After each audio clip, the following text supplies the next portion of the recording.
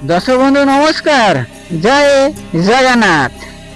आज आम जाना जापान वर्सेस भारत, आलस्य वर्सेस परिश्रमी लोक। पृथ्वी रे एमिति गोटे देश अच्छी जो ट्रेन 5 सेकेंड लेट हेले लोके क्षमा मागती।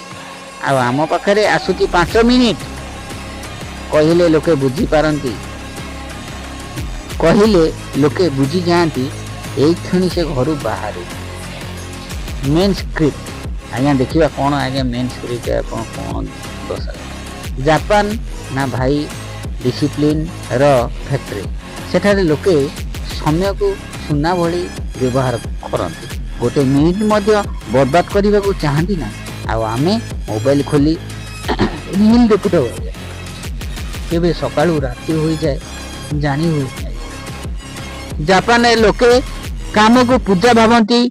आम पाखरे केतेक लोक मंडे को जीवन सबुठ बड़ दुख भावती।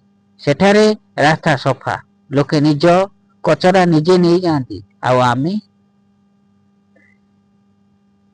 चिप्स पकेट खाइला पर पवन को डेलीवरी बॉय कर दउछु। जापान रे ट्रेन समय रे आसे एते फास्ट जे देखिले साइंस फिक्शन लागे। पाखे ट्रेन लेट हेले लोके आराम रे चा खाइबा आरंभ कर देउछन। जापान टेक्नोलोजी रे dangerous. Robot, bullet train, smart city सब फेलुअर लेवल।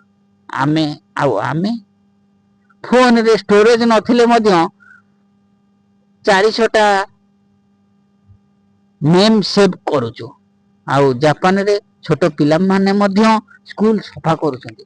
सेठारे क्लीनिंग हैबिट छोट बेलू आम पाखे डस्टबिन पाखे ही कचरा पकाई देउछु, पुणी कहूचु देश सफा नु। जापान लोके शांति, डिसिप्लिन आउ हार्ड वर्किंग। आम पाखे टैलेंट अच्छी किंतु कन्संट्रेशन रे अल्प प्रॉब्लम अच्छी।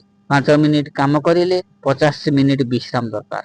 किंतु गोटे कथा सत्य, भारतीय मानक पाखे टैलेंट अभाव नहीं। जदि आम समय मूल्य, डिसिप्लिन, सफासुता और हार्ड वर्क को सीरियस भाव में नेबा आरंभ कर देउछु, ताले भारत को रोकिबा कहा पई मध्य सहज नाही। जय जगन्नाथ। दर्शक बंधु माड़ी चलो, आगु जा होची देखा जीवो।